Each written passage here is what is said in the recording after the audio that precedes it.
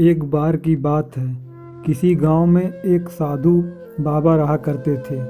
पूरे गांव में वह अकेले साधु थे जिन्हें पूरे गांव से कुछ न कुछ दान में मिलता रहता था।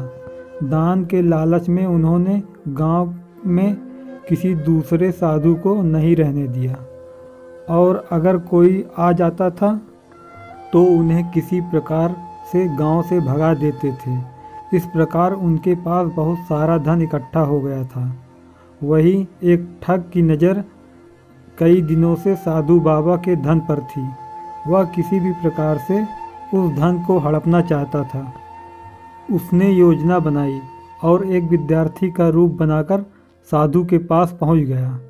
उसने साधु से अपना शिष्य बनने की आग्रह किया। पहले तो साधु ने मना किया, लेकिन फिर थोड़ी देर बाद मान गए और ठग को अपना शिष्य बना लिया। ठग साधु के साथ मंदिर में रहने लगा और साधु की सेवा के साथ साथ मंदिर की देखभाल भी करने लगा। ठग की सेवा ने साधु को खुश कर दिया, लेकिन फिर भी वह ठग पर पूरी तरह से विश्वास नहीं कर पाया। एक दिन साधु को किसी दूसरे गांव से निमंत्रण आया और वह शिष्य के साथ जाने के लिए तैयार हो गया। साधु ने अपने धन को भी अपनी पोटली में बांध लिया। रास्ते में उन्हें एक नदी मिली। साधु ने सोचा कि क्यों न गांव में प्रवेश करने से पहले नदी में स्नान कर लिया जाए। साधु ने अपने धन को एक कंबल में छिपाकर रख दिया और ठग से उसकी देखभाल करने का बोलकर नदी की ओर चले गए। ठग की खुशी का ठिकाना नहीं रहा। उसे जिस मौके की तलाश थी वो मिल गया।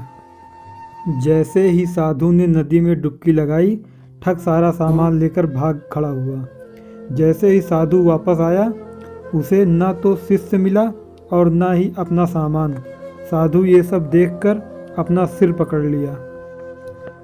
हमें इस कहानी से ये सीख मिलती है कि कभी भी लालच नहीं करना चाहिए और ना ही किसी की चिकनी चुपड़ी बातों में विश्वास करना चाहिए।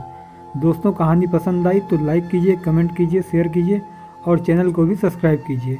धन्यवाद।